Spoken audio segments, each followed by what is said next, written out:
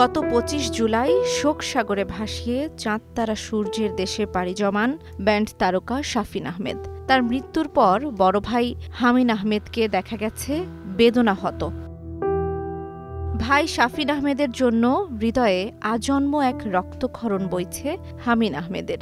ভাইয়ের মৃত্যুতে ভেঙে পড়েছেন হামিন।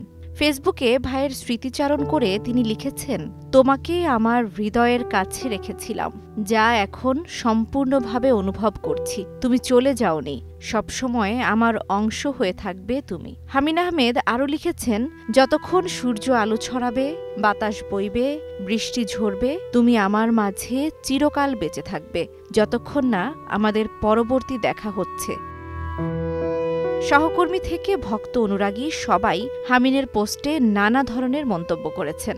সঙ্গীতশিল্পী পান্থ কানাই লিখেছেন, প্রার্থনা। সঙ্গীতশিল্পী এলিটা করিম লিখেছেন, শাফিন ভাই চিরকাল তার গানেই বেঁচে থাকবেন।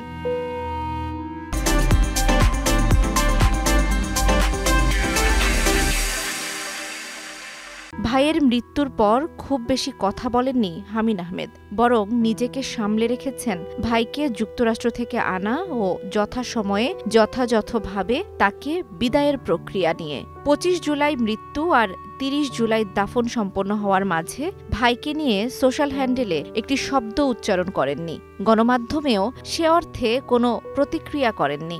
৩১ জুলাই সন্ধ্যায় সেই দীর্ঘ নীরবতা ভাঙলেন ফেসবুকে এই পোস্ট দিয়ে। জান্নাতুল দোলনা, সময় সংবাদ।